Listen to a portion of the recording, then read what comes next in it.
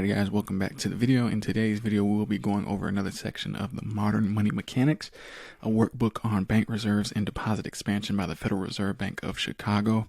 And as you guys know from previous videos, this document, this workbook, it was made in the 1990s and published by the Federal Reserve Bank of Chicago, so it is a legitimate workbook. This is telling you exactly how money works. It's modern money mechanics, the mechanics of money. So let's go ahead and get into it. So on the previous videos, we went over what is money. We also went over what makes money valuable, who creates money. And in the video last week, we went over what limits the amount of money banks can create. So in today's reading, we will be reading about what are bank reserves. So you guys can go ahead and screenshot this. And you can read it on your own as well. We'll keep a link in the description box below. And you can always Google Modern Money Mechanics PDF, and there are a ton of free ones on the internet as well. So if you guys want to read along with me, let's go ahead and get started. What are bank reserves? Currency held in bank vaults may be counted as legal reserves as well as deposits or reserve balances at the Federal Reserve banks. Both are equally acceptable in satisfaction of reserve requirements. A bank can always obtain reserve balances by sending currency to its reserve bank and can obtain currency by drawing on its reserve balance. Because either can be used to support a much larger volume of deposit liabilities of banks, currency in circulation will reserve balances together are often referred to as high-powered money or the monetary base.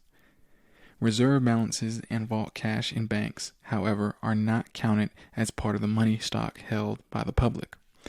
For individual banks, reserve accounts also serve as working balances. Banks may increase the balances in their reserve accounts by depositing checks and proceeds from electronic funds transfers as well as currency. Or they may draw down the balances by writing checks on them or by authorizing a debit to them in payment for currency, customer's check, or other fund transfers. Although reserve accounts are used as working balances, each bank must maintain, on the average for the relevant reserve maintenance period, reserve balances at the reserve bank and vault cash, which together are equal to its required reserves, determined by the amount of its deposits in the reserve computation period. Alright guys, so that was what are bank reserves, and then in next week's video, we'll go over where do bank reserves come from. So where are these reserves coming from?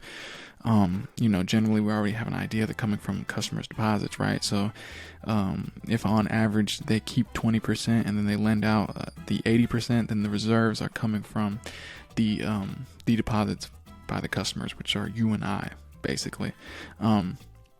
So once again, guys, this was Modern Money Mechanics, a workbook on the Federal Reserve and deposit expansion by the Federal Reserve Bank of Chicago. And I will see you guys again in the video next week where we go over another section of this workbook.